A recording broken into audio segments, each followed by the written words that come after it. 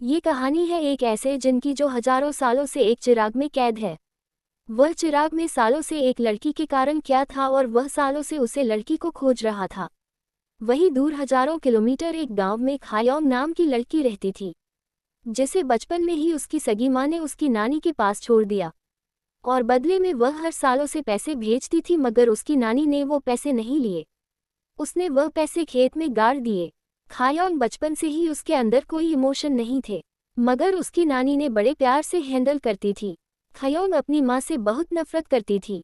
वह अपनी माँ को ढूंढते हुए दुबई आ गई और उसने माँ को बहुत सुनाया।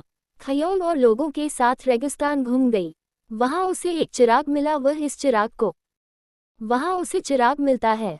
वह उसे चिराग को दूर फेंकती है, लेकिन वह वापस आ जाता है। उसके बाल चिराग को छू जाते हैं तो जिन बाहर आ जाता है, मगर खयोंग उसको देखकर डरती नहीं बल्कि जिनी उसे देखकर डरता है।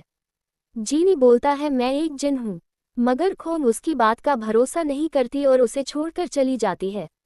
जब वह अपने होटल के आपके रूम में आती है तो वहाँ पर पहले से जिन होता है। वह उसे बहुत समझता है कि मैं एक जीन हूँ। वह उसे कहता है कि हम पहले भी मिल चुके हैं, मगर खोन उसकी बात नहीं मानती है। खोन उससे कहती है कि मेरा पीछा छोड़ दो, लेकिन जिन कहता है तुम मेरी मालकिन हो, तुम मुझसे 3 ख्वाहिशें मांगो और तुम्हारी मैं 3 ख्वाहिशें पूरी कर दूंगा।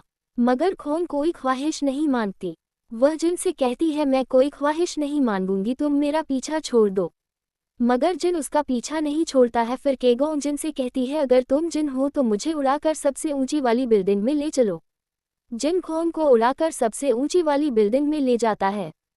फिर खोन उस बिल्डिंग से जिन को धक्का दे देती है। जिन फिर से वापस आ जाता है। इस बार जीन बहुत गुस्से में होता है और खोन का गला पकड़ लेता है और खोन से कहता है अपनी 3 ख्वाहिशें मांगो, अगर तुम 3 ख्वाहिश नहीं मांगोगे तो मैं तुझे मार डालूंगा। खोन जिन से नहीं डरती है और वह कहती है मुझे मार दो, मगर मैं ख्वाहिशें नहीं मांगूंगी। और फिर खोन खतरनाक हंसी हंसने लगती है।